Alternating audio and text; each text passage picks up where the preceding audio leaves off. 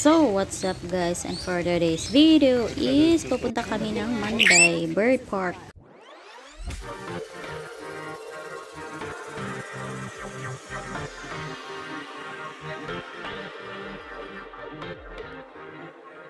So, what's up mga ka-experience? And for today, ayun na nga. Bago tayo makarating doon sa bird park na yon is nagta-travel muna kami at nagta-taxi or grab ba to? Ewan ko. Nakalimutan ko na, medyo matagal-tagal na tong video na to. Hindi na-edit ang dahil po ay sobrang busy sa buhay. So, ayun na. Papasok na tayo at naging speed lapses lang po tayo kasi nga medyo mahaba-haba naman talagang journey pag binubuo mo yung pagta-travel. Eh, yun na po ang entrance at papasok ka doon sa loob.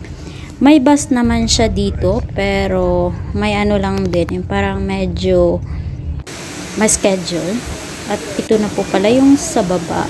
At pagbaba namin sa taxi or grab is talagang papasok ka muna doon sa malaking building na kung saan nakaka-cover siya na maraming net or yes, para hindi lalabas yung mga ibon. So, yan na po siya, parang mag-fog. Diba? So, hindi stable pa yung ating paglalakad. At ito po, 1 week pa lang bago natanggal yung brace sa aking paa. Kaya, saan kayo dyan? Kaka-opera nyo lang. Tapos gagala kayo sa haba-habang lakaran.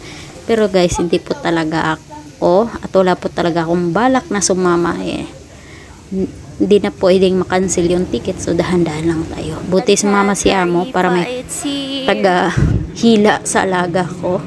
So, medyo maglalakad muna tayo at ito na nga po pala yung ating area na kung saan makikita ang lahat ng mga maraming different types of birds. So, mga ibon talaga. Hindi ko nakita yung sa agila kasi medyo maulan at malakas yung ulan, pero maganda talaga pag maulan kasi medyo hindi siya nakakapagod. Yan, diba? Flamingo is life. Diba? Ganyan po talaga, as in lahat ng ikutan mo safe naman siya, pero dahan-dahan ka kasi baka madulas ka, iyari ka.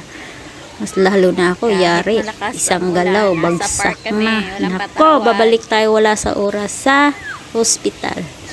So, yun po guys. Talagang lahat ng hanging bridge, may mga ibon siya.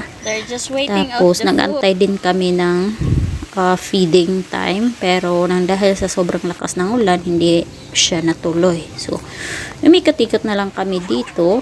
At saka, nanood ng maraming mga klaseng ibon na hindi nakita sa personal ng noon. Pero dati nakakita ako, pero mas marami ngayon. Mas malawak itong area na to at saka mas ano sila, mas marami talaga yung mga different types of birds, mga species na nabasahan ng ulan. Nakikita ninyo yan. Right, diba? Akala ninyo walang ulan dito, maraming ulan dito, hindi lang bumabagyo, malakas lang po talaga ang ulan dito. Napagtripan nata ng mundo ngayon. So, yan po guys. At kung gusto niyo pumunta dito, mas maganda pag marami kayo para ma-enjoy at may makasamang mga bata. Kasi mas naano nila ba? Yung knowledge sa mga animals.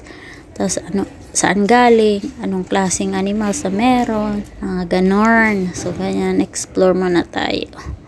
So, ito na po pala kami sa kabilang area na kung saan sa mga skeletons. So, ayan. Hindi nawawala tong mga flamingong to. At, umikot-ikot lang naman po kami dito sa may aircon area. Diba? Pumasok sa isang building, may malakas na aircon. Tapos, pag lumabas ka, sobrang lakas ng ulan. Magpili ka lang dyan. At kung pwede lang, pwede lang bitbitin tong mga ibon na to. Kaso lang may mga numbers, mga coding siya para pag nawala, matrace agad kung saan banda nakarating. So, hindi ka talaga naliligaw dito kasi may map kung saan na area na gusto mong puntahan. Africa, Australia na mga ibon, mga ganon. So, itong mga ito is hindi ko talaga nakita to in personal life nang nasa Pinas ako. Kahit nakatira kami sa kabundukan, hindi naman talaga talaga makikita to basta-basta. Dahil galing pa ito na ibang bansa. Kaya nga 'di ba yung Philippine Eagle dinala nga dito. Ito po ay owl.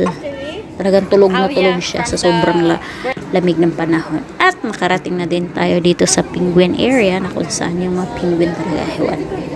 Nag-feeding time dito. Tapos parang yung iba ayaw kakain pag maliit yung bibigay. Tapos yung malaki, pag nakikitang pinifeed sila ng malaking isda, talagang nag-wiggle sila. So, sobrang ganda ng yung parang pangarap mo lang nung maliit ka na sana ako makakita ng in reality or in real life na alive sila, ganun. Parang lahat na experience ko na makita at mga klase mga ganitong animals na kung saan pangarap lang dati at ngayon unti-unti na. Yun na nga ang kasabihan na just wait the right time. Kasi darating ang panahon na makakita ka or ma-experience mo yung mga hindi mo na-experience nung bata ka pa or nung walang-wala ka pa. So, that's it guys. So, tignan nyo yun. Yung hawak ng babaeng yan is isda po talaga. Binibigyan. Pag makita na maliit talaga, ayaw nilang kainin. Tignan ninyo. Sinusundan ba? Kasi siniselect lang yung halimbawa sobrang laki, may time sila na bibigyan. Yung iba naman na medyo maliit na penguin, hindi sila sabay na pinapakain. Kaya nakikita ninyo na talagang bilang or pili lang yung mga nabigyan. So, ito po yung penguin area. So, hope you guys nakikita at nakakita ng penguin sa real life. So, ang bird park dito is malawak siya. May mga 3 different area na kung saan sakay ka ng tram para makarating doon. Kasi medyo malayo-layo. Ang problema po kasi is hindi na ako nakapag-video ng dahil sa lakas ng ulan. Hindi nakapag-video ng dahil ang lakas ng ulan at mas lalong lumala na nabasa yung cellphone kaya hindi na gumana. Kaya wala na talagang nangyaring video. Thank you guys!